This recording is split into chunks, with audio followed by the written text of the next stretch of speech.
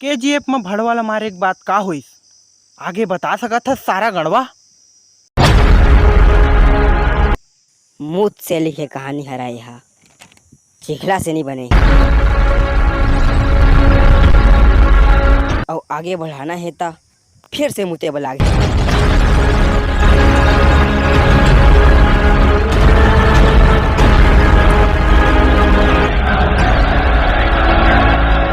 हमरो का लौड़ है घुस के पेल देबू। अम्मा तुला सारा दुनिया के कपड़ा उठा लाग दा अम्मा। ऐसा लगा मेरा मजाक। चल भाग ले बढ़िया चूरा अभी सूझ जा बिना उठ के मुखारी घास के लेप चल देबी। चला रे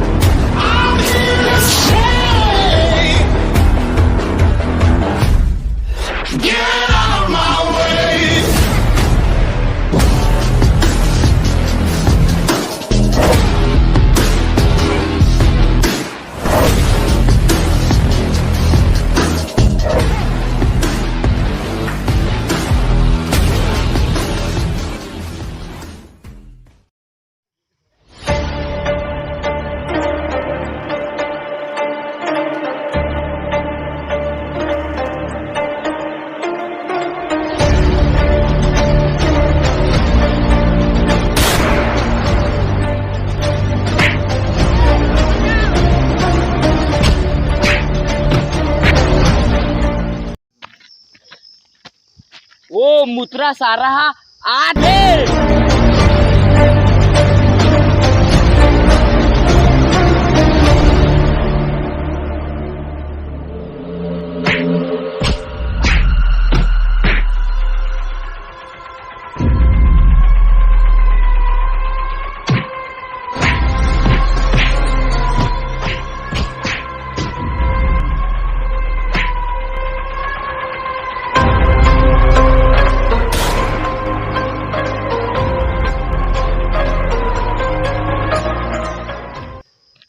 कैसे सारा उठना टेक बहुत भगवान बनत रहे जा सारा तोला छोड़ दे मुते पाए नहीं और पानी मुता नहीं हो सारा आयो मोर अम्मा ने बताई है सारा भाग रे भाग रे भाग रे भाग रे